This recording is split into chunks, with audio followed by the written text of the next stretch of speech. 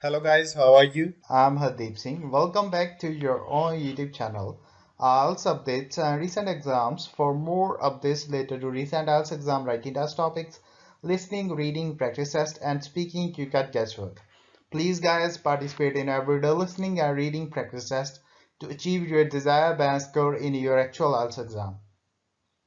Please hit the like and subscribe button. Press the bell icon for the upcoming notifications. Don't forget like, subscribe and share my YouTube channel and my Facebook page, IELTS updates and recent exams. Part 1. You'll hear a conversation between a student and a salesman. First, you have some time to look at questions 1 to 10.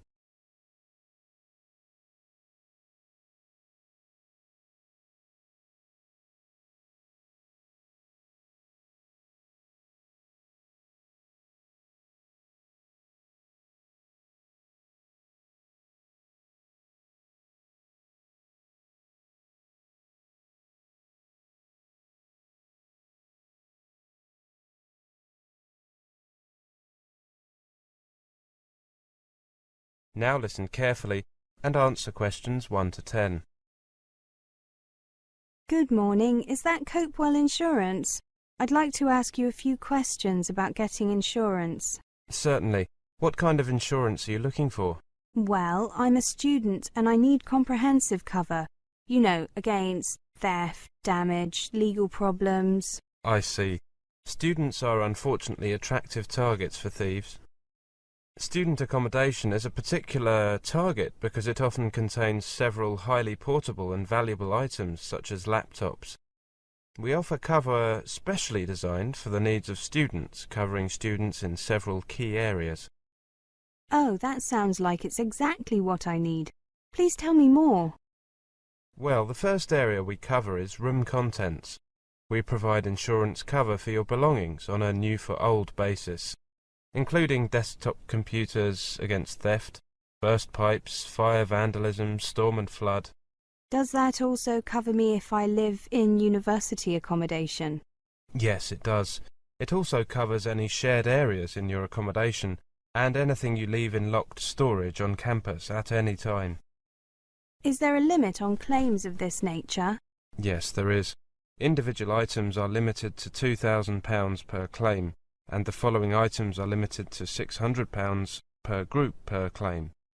Valuables, musical instruments and any data storage devices apart from computers, such as CDs, DVDs, cassettes and computer games. Clothes are limited to a maximum of £250. However, cover for items above these amounts is available for an additional premium. I see. And how about accidental damage? We cover contents against accidental damage occurring while they are in your rooms, and we cover replacement keys and locks up to £150 if you lose your keys. Does this cover items that I leave in my accommodation during holidays? Yes, it does, but the limit is lower, up to £3,000 in total, and there is only cover for up to 35 days. That is if the rooms are unoccupied continuously for 35 days. I Before you hear the rest of the conversation, you will have some time to look at questions. understand. Am I also covered against theft whilst travelling? Yes, you are. I should also point out that your mobile phone is fully covered, and the insurance covers any airtime abuse by the thief up to £150. Great. What about legal and health problems?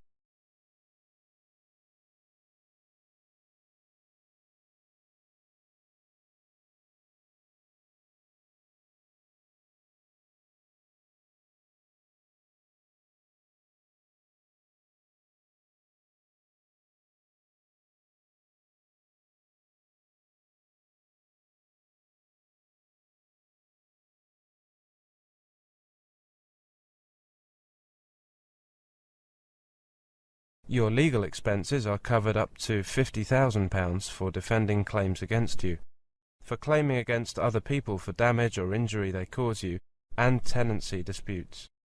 The last one is particularly useful for students. Course fees you have paid or are liable to pay in the academic year, up to £5,000 in total, are also covered. If as a result of your illness, death or accident, you have to leave your course early, or if a parent on whom you rely for financial support suffers illness or redundancy. That sounds very comprehensive indeed. Does the special introductory rate still apply? It says here that it's valid until the end of June. Yes, it's still valid. There have been no changes in the terms of the offer. Can I just mention that the following extra cover is automatically included free of charge in all our policies. Our 24-hour helpline, providing advice and counselling on health, drugs, debt, housing, legal and welfare matters, cover for your personal legal liability of up to £1 million, loss or damage to property on loan to you up to £500, loss or damage to your landlord's property up to £5,000, credit card theft up to £500, injury and damage to possessions by mugging or assault up to £5,000, and accidental death of a parent or guardian £5,000. That's exactly what I'm looking for. A fully comprehensive package. I'll come to your office this afternoon. Should I come to see you personally, or...? You can ask for me. My name is Stevens. Right. My name is Shipton, Annie Shipton. OK, I'll see you this afternoon. We normally close the office at 5, but I'll be here until 6 today. Thank you. I should make it before then. Goodbye. Goodbye. That is the end of part 1. You now have half a minute to check your answers.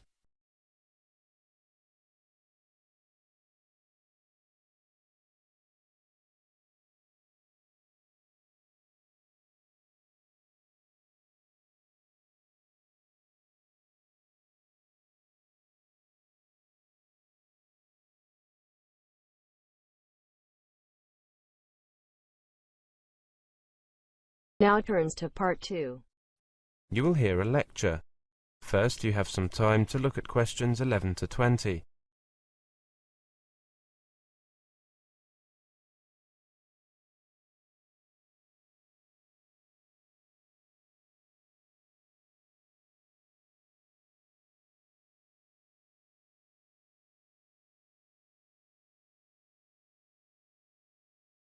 Now listen carefully and answer questions 11 to 20. Welcome to the university. We consider ourselves to be one of the UK's most progressive and innovative universities. We pride ourselves on making a difference to our students, our staff, and to the businesses we work with.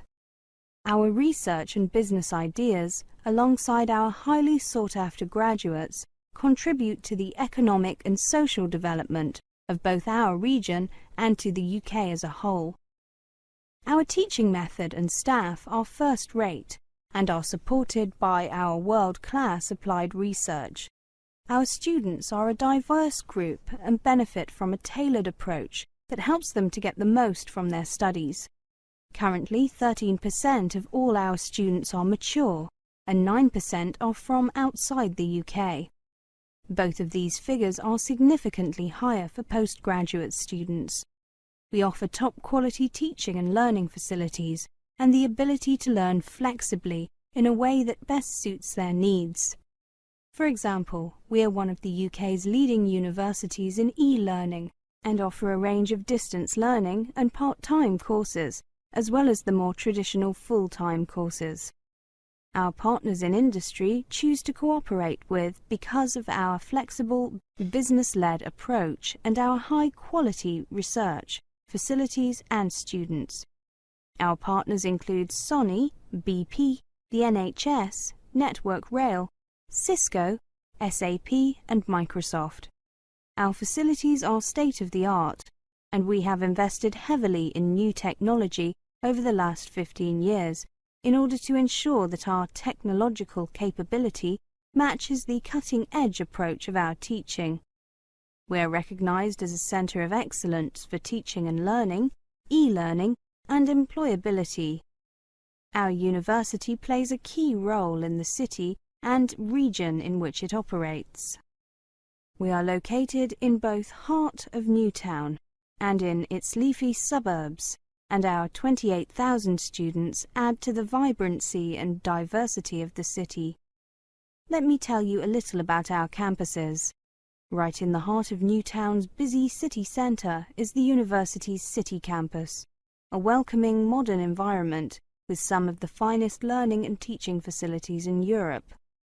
Around this hub revolves a flourishing, diverse academic community. Our second campus, only a couple of miles away, is a complete contrast.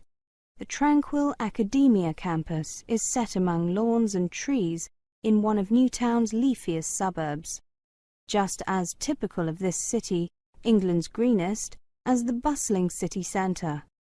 In May 2005, we opened the impressive Health and Wellbeing building at Academia campus. The £15 million beacon for health and social care education was officially opened by our University Chancellor, Professor Hall, and provides world-class facilities for our health and social care students. Plans for further development of both campuses are already well advanced, with the university planning to replace its third campus at Salt Lane with a new home for the Faculty of Computing, Engineering and Sciences at City Campus. It's not only the university environment that's popular with students. The city of Newtown is a big attraction too. Home to 2 universities with more than 50,000 students, plus Europe's largest further education college and the headquarters of Learn Direct, Newtown is very much a learning city. It's one of the country's most in-demand student destinations, and once they arrive, students enjoy the Newtown experience so much that a higher proportion stay on to live and work here than in any other city outside London. Before you hear the rest of the conversation, you will have some time to look at questions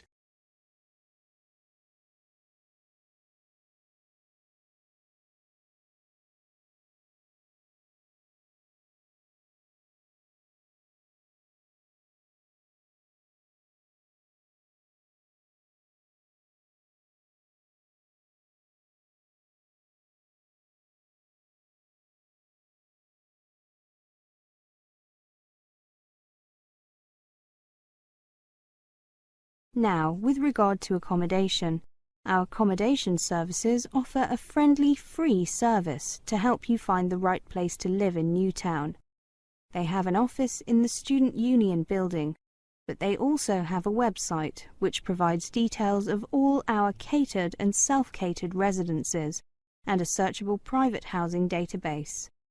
The university guarantees to offer all first-year students accommodation of a reasonable standard in university-owned accommodation or in the private sector. On the website, we have also tried to answer some of the most frequently asked questions and provide some useful help, advice and information on how to apply for accommodation. If you can't find the information you are looking for on our website, go into the office where our staff are happy to answer any questions you may have, or you can contact them by phone, fax or email. The university is sensitive to the accommodation needs of individuals and provides both single-sex accommodation and accommodation that is suitable for students with disabilities and special requirements. We also cater to the needs of mature and international students. That is the end of part 2. You now have half a minute to check your answers.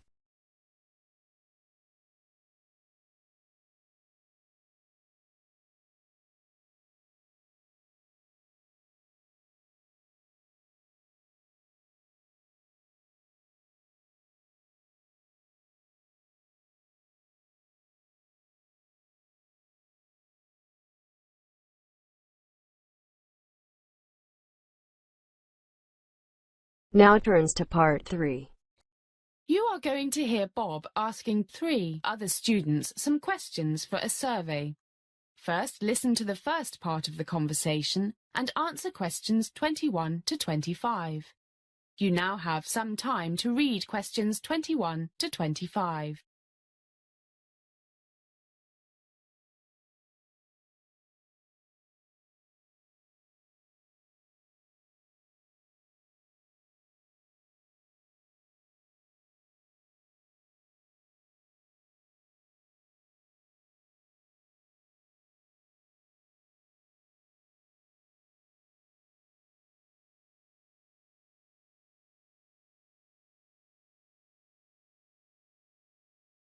Hi guys, I'm Bob. Have you got a few minutes? Sure, but what's up? Nothing much, but I've got to do a survey for my sociology class. It'd be great if you could help me out. You're students here, aren't you? Seen you around campus. Yeah, economics majors. I'm Jed. I'm Sue. And I'm Anne. Hi. Economics. I haven't made my mind up yet. It's a toss-up between sociology and environmental studies. Resource management, sustainable development, that sort of thing. Sure, but I have a class in 10 minutes. How long will it take? Well, if I start with you, I should be able to get the info I need in 5 minutes or so. Okay. What do you want to know? Names and stuff. Anonymous is okay. I just need your major, economics, and what year you are. We're all sophomores. The fun year. Yeah, me too. Anyway, the first thing I want to know... By the way, these are open-ended questions. You can say as much or as little as you want. Okay, fire away. Right. What do you think is the single most important problem facing the world today? I reckon it's global warming, not terrorism. I've been taking this environmental economics class, and it's really... Come on, Sue. I've told you. This climate change stuff is all a big scare cooked up by environmental groups who care more about pandas than people. So subjective. As the conversation continues, answer questions 26 to 30. You now have some time to read questions 26 to 30.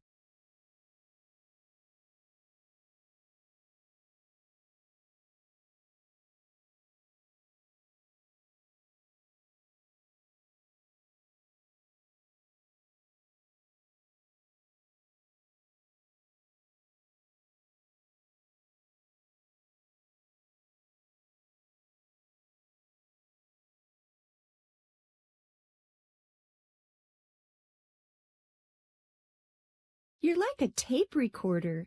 Why don't you learn what you're talking about? Okay, guys, argue about it later. I just want to ask Sue a couple more questions so she can get to her class. What makes you think this, Sue? Well, if you read about, just check on the internet. There's tons of information. But just look at the effects of rising temperatures on agriculture. For every degree rise in temperature above 30 degrees, there's something like a 10% drop in crop yields. So that's your main reason for... It's one of them. Sea levels could rise a meter or more by the end of the century. Think what that will mean for the billions of people who live in low-lying areas. And thousands of species could go extinct because they couldn't adapt quickly enough. I told you she cares more about pandas than people. Jed, she mentioned all those billions of people in low places. And don't forget all the farmland that will be ruined by saltwater intrusion. You know, replacing fresh underground water. I've got to go. Why don't you see what Bob has to say? All he worries about is stock market trends. But we love you, Jed.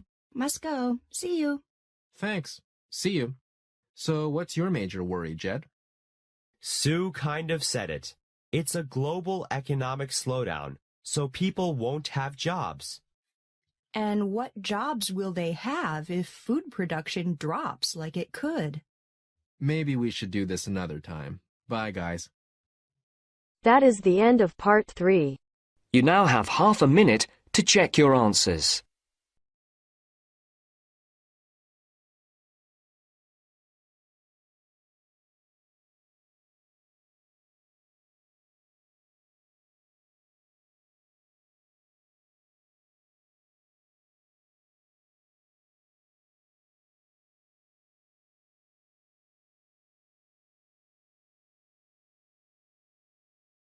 Now turns to part 4.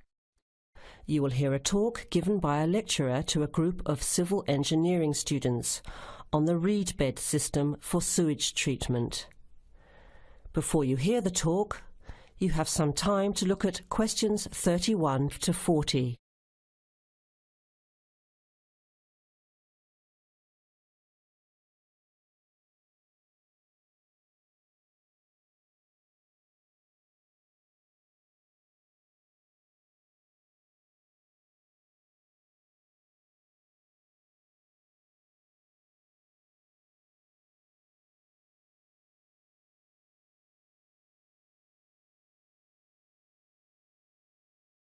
Thank you for inviting me to speak to you today about what is now called the reed bed sewage treatment system.